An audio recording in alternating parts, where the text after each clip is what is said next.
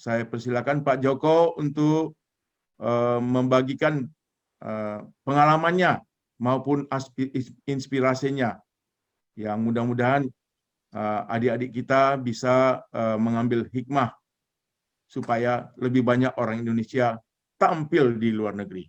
Terima kasih. Silakan Pak Joko. Terima kasih Pak Haposan atas kayaknya ada feedback ya. Tidak, Pak. Sudah nggak ya? Oke. Tidak. Ya, terima kasih Pak Haposan. Ya. Selamat pagi, selamat siang, selamat malam untuk semua diaspora dimanapun berada. Terima kasih juga kepada Ibu Aileen dan juga Pak Michael yang menjadi core tim dari acara Diaspora Masterclass ini. Semoga acara Masterclass selalu bisa hadir tiap bulannya dengan mengundang beberapa diaspora yang ada di luar negeri untuk bisa saling berbagi. Ya, pada kali ini insya Allah saya akan coba share tentang bagaimana peluang orang Indonesia untuk bisa kerja di pasar kerja internasional, baik itu di Amerika, Eropa, Australia, atau di Asia, ataupun malah di Indonesia sendiri, di perusahaan-perusahaan multinasional yang ada di Indonesia. Tapi sebelumnya saya mau bikin poll dulu nih, gitu ya. Tolong Mas Fadli dari sekretariat untuk menampilkan poll yang pertama.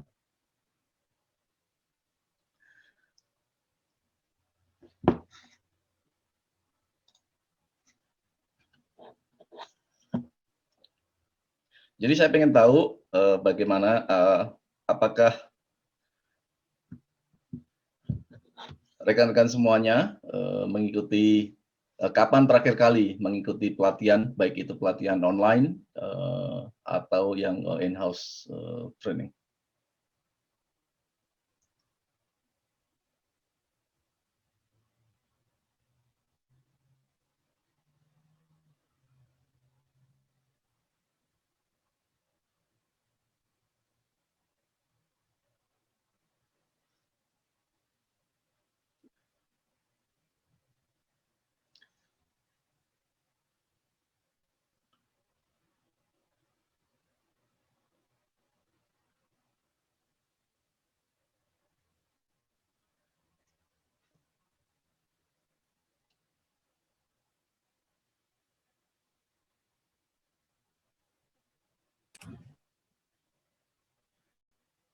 Polling screen-nya, Mas Fadli.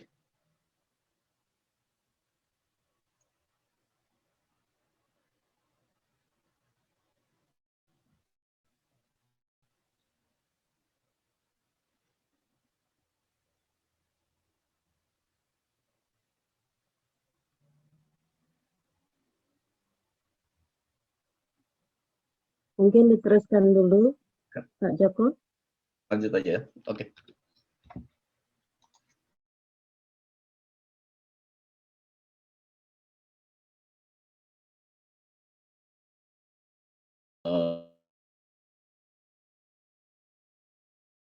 Dalam pandemi lumayan berat ya, jadi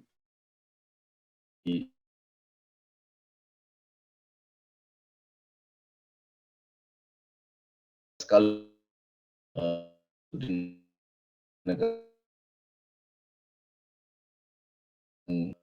jalan, maka mereka membuat usahanya itu bisa di order online gitu ya. Banyak restoran, banyak grocery store atau rumah sakit.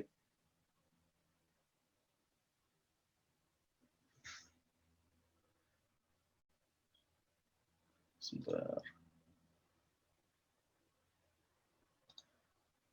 Mas Fadli, belum di-share itunya,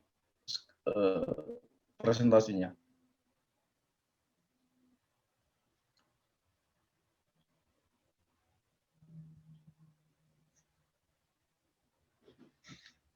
Di halaman kedua, Mas.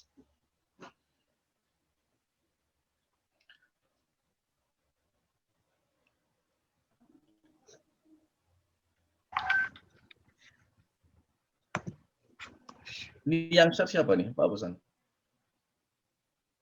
Mas Atau Fadli. saya yang share aja? Yes, please. Oh, saya nggak bisa. Saya tidak bisa share.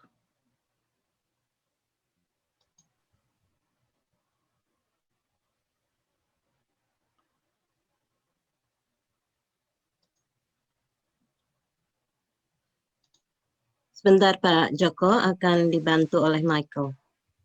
Ya, aku Terima kasih. share screen ya, Pak. Ya, boleh.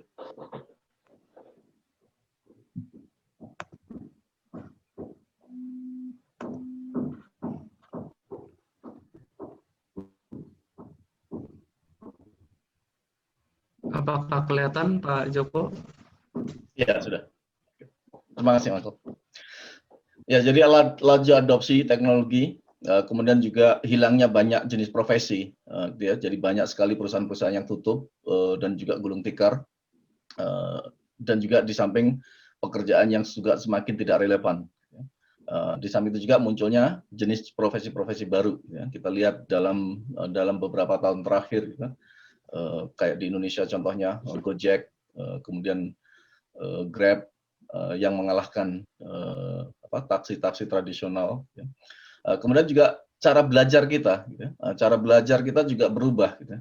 Karena perusahaan-perusahaan training center itu juga tidak bisa membuka kantornya untuk memberikan pelatihan, maka mereka menggunakan training online, jadi belajar, dan juga bisa juga dengan kita belajar mandiri untuk meningkatkan keterampilan kita, dan juga banyak sekali program-program dari pemerintah untuk memberikan upskilling atau reskilling dari semua pekerja, baik yang kena layoff ataupun yang masih bekerja. Dan juga tingginya kesenjangan keterampilan saat ini, itu kita sudah terasa sekali, gitu ya. Jadi dengan profesi-profesi yang baru itu, maka membutuhkan banyak sekali pekerja-pekerja yang bisa mensupport, gitu ya. Kayak sekarang ini, contohnya di Amerika itu diperkirakan ada kekurangan sekitar 500.000 karyawan untuk yang mengisi profesi khususnya di AI, jadi artificial intelligence, dan juga yang mengerti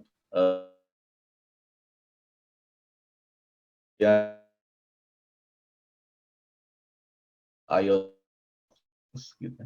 Jadi makin ke sini juga pekerjaan-pekerjaan yang diinginkan oleh industri itu sangat advance, ya. Nah, ini juga salah satu faktor bahwa kampus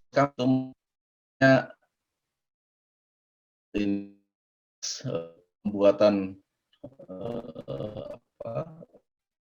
jurusan-jurusan dari kampus, maka belum langsung mengisi posisi yang ada di pasar atau di market.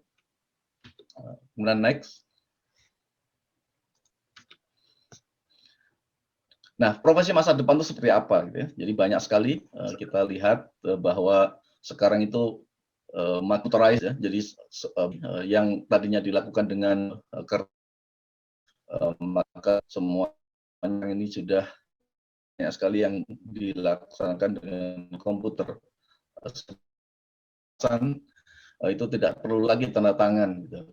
Kalau mereka mau approve sesuatu di emailnya itu sudah ada email yang meminta mereka itu untuk approve atau reject, dengan ada formulir online yang tinggal mengklik dan isi datanya, nanti tinggal otomatis sistem akan merecord approval tersebut.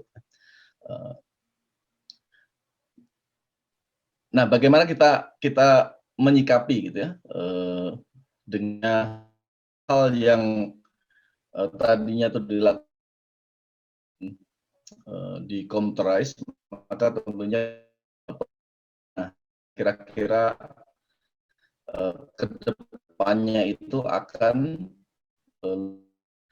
ini nggak hanya terjadi di negara maju, tapi juga di negara berkembang. Nah, selama pandemik ini itu ada perubahan yang lumayan besar sekali, khususnya bagaimana cara perusahaan itu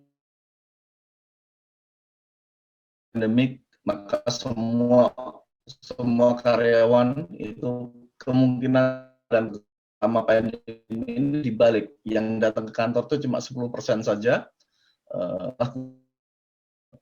yang lainnya akan bekerja secara remote. Jadi opportunity untuk kerja dari rumah, kerja dari nggak harus di negara yang sama gitu ya. Jadi banyak juga teman-teman saya di sini yang karena di sini tuh dingin, maka mereka pindah ke jalan-jalan dulu keluar ke negara bagian yang lain yang lebih hangat gitu, kerja dari sana dengan akses internet yang lumayan cepat, tidak ada masalah dimanapun kita berada gitu. Jadi opportunity buat kita untuk bekerja dari jauh itu akan sangat memudahkan kita, khususnya di sini di waktu juga akan besar, akan di waktu-waktu mana bagaimana kita interaksi dengan orang lain, atau kalau membutuhkan sesuatu yang melayani kita, tapi ternyata kita harus kerja di rumah, semuanya kerjakan sendiri. Jadi semua kerjaan yang tadinya tidak kita lakukan, kita sendiri melakukan apa saja yang kita butuhkan sendirian, tidak terlalu bergantung pada itu makin tinggi gitu ya. Kita di Amerika ini khususnya industri yang berhubungan dengan makanan atau akomodasi, travel, itu banyak sekali yang tutup. Jadi buat kerja secara remote, nggak bisa kita di restoran itu nggak bisa kalau misalkan karyawannya dari rumah masak terus secara remote, mereka pelanggannya sedikit, mereka meminta beberapa karyawan saja ke restoran untuk masak, itu melayani customer yang order online. Hanya antara 30 sampai 50% karyawannya yang kerja, sisanya akhirnya menganggur. Ini bukan hanya terjadi di Indonesia, di Amerika pun juga seperti itu. Kita banyak sekali restoran-restoran yang akhirnya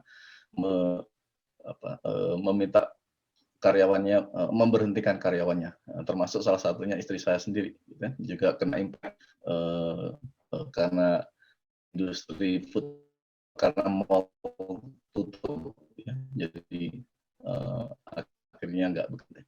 Nah ini bagaimana kita lihat dari tingkat rekrutmen, jadi itu pun juga ternyata drop terus. Rekrutmen pun juga turun hampir di semua sektor, gitu ya. Itu sektor yang berhubungan dengan retail, kemudian di manufaktur, tempat rekreasi atau travel, ya, itu menurun semua, gitu. Di komputer pun juga menurun, gitu. Kita di Amerika sini juga sekarang ini untuk opportunity, peluang di IT juga turun ininya. Dan saat ini yang masih ada peluang itu adalah di healthcare, gitu, karena rumah sakit sekarang itu penuh, gitu. Tapi juga bahaya sekali karena banyak yang di rumah sakit itu kena COVID, kan, gitu. Jadi pelayan khususnya juga untuk yang senior care, jadi untuk merawat orang-orang tua itu malah justru sekarang ini lebih banyak memerlukan orang, gitu ya. Untuk merawat satu orang tua itu dibutuhkan 3 atau 4 nurse dalam sehari. Karena kalau di rumah sakit untuk merawat support sudah cukup. ini maka kita bisa lihat profesi itu naik, ada juga yang turun. Kita melihat next Mas Manu. Jadi profesi-profesi yang berhubungan dengan data analitik itu di mana-mana sekarang lagi digandrungin gitu ya. Nah, kalau kita tahu mengenai data analytics, data scientist, kemudian AI, artificial intelligence, machine learning, big data itu lagi booming sekarang ini gitu ya. Itu yang tentunya kalau kita paham teknologi harus rame-rame ke situ karena peluang pekerjaannya banyak sekali. Seperti saya bilang tadi ada 500.000 kebutuhan khusus di Amerika saja, belum di negara-negara yang lain.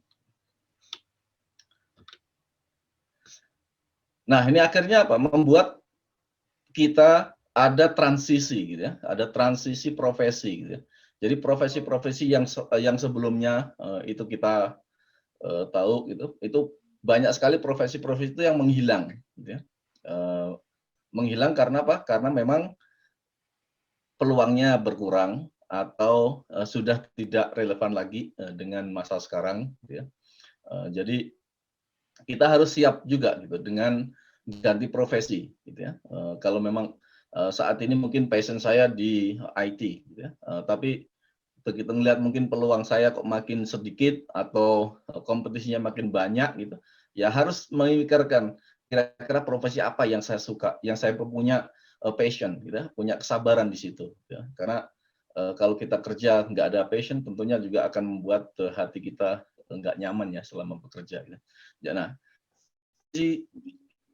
transisinya itu bisa dari mana-mana gitu ya. Jadi misalkan orang yang di engineering gitu, bisa aja sekarang itu mereka untuk memilih ke manajemen. Dari engineering bisa juga ke sales atau sebaliknya orang-orang yang sekarang ada di bekerja di penjualan begitu melihat ada peluang bagus untuk marketing, maka mereka akan pindah ke marketing atau pindah ke finance gitu. Jadi perpindahan profesi, transisi profesi ini wajar dan sudah banyak terjadi sebelumnya, tapi sebelum di mungkin 20 tahun yang lalu itu masih sedikit sekali ya perpindahan transisi posisi ini. Tapi begitu dengan makin dengan yang harus berubah profesi. Nah, kemudian juga kalau kita lihat dari sisi cluster atau pengelompokan dari profesi masa depan, nah, itu sebenarnya makin mengerucut gitu ya. Jadi yang tadinya tuh banyak sekali jenis-jenis profesi, maka sekarang itu mulai ke lebih sedikit, lebih mengecil. Jadi misalkan untuk yang berhubungan dengan orang gitu ya, itu kan kalau dulu ada HRD misalkan di perusahaan itu ada HRD, ada juga bagian pelatihan, training center. Mereka kemudian dijadikan satu semuanya yang ngurusin human resource, dan itu pun juga di dalamnya pun juga sekarang berubah ininya. Kalau dulu kan disebutnya recruiter atau yang lain gitu ya. Nah, tapi sekarang mereka lebih bahasanya lebih keren gitu ya. Jadi talent acquisition specialist gitu ya. Karena memang yang mereka cari orang gitu, tapi yang di talenta kita gitu. Mereka bukan mencari A, B, C, tapi mencari talenta X, Y, Z gitu kan. Jadi dari situ udah berubah pola pikirnya. Mereka lebih dekat dengan kita.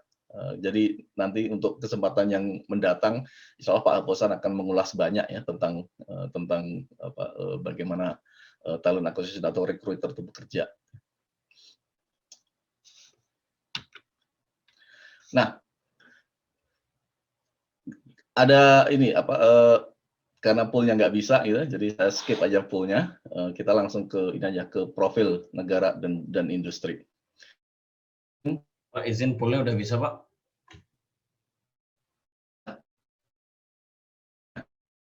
Ya mungkin di set jalankan dulu Mas Fadli atau Michael poolnya.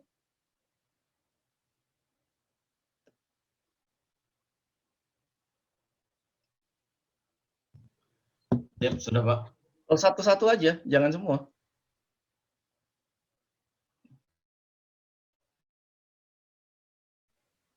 Kiranya sudah semuanya sekaligus ini Pak Joko. Oh,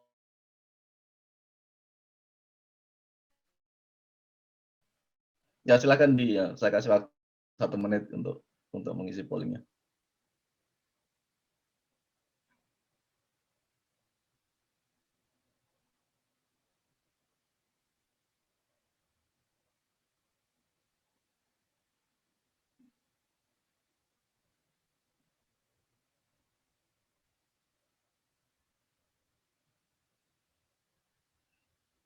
Ya, terima kasih yang sudah mengisi pollingnya. Yang belum, silakan, masih ada waktu.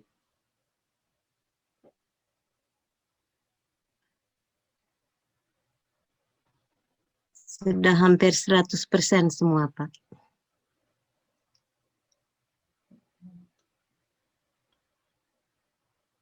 Kalau dari saya lihatnya baru 65%.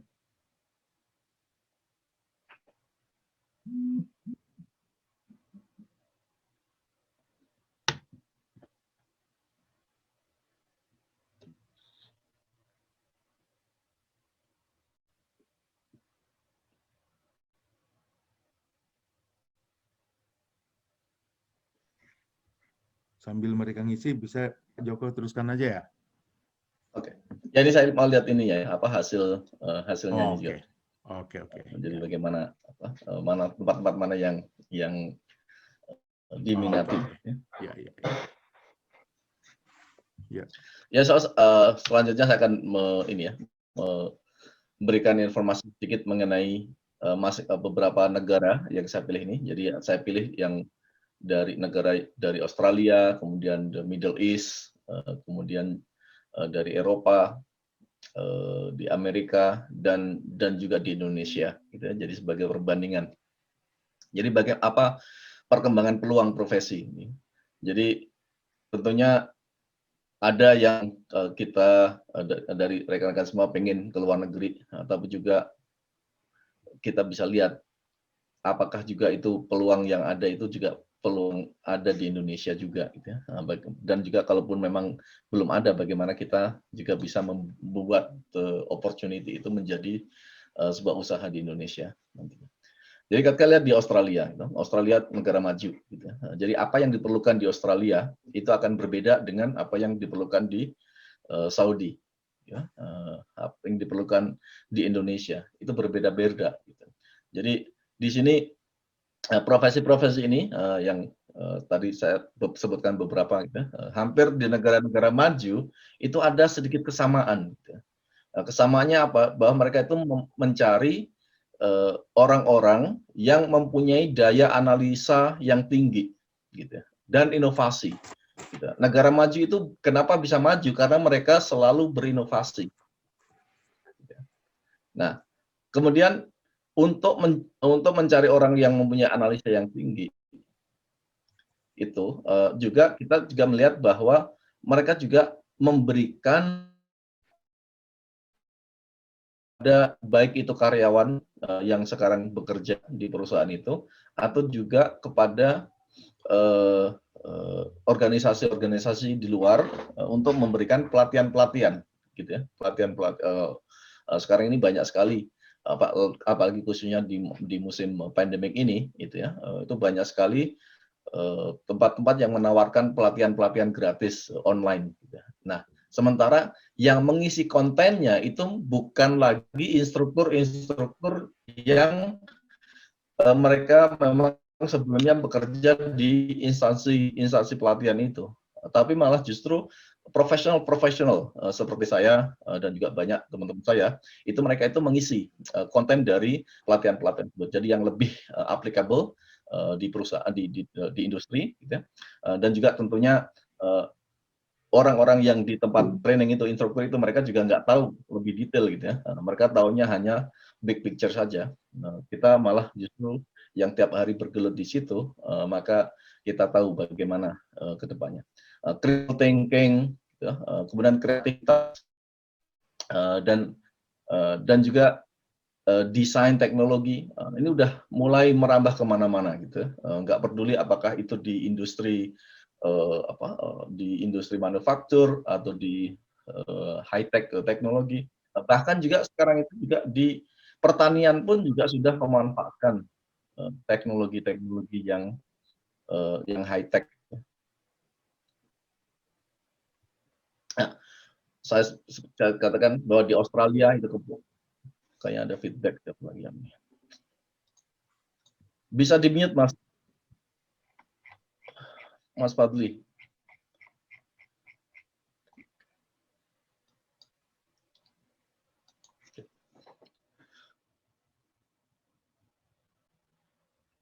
Nah,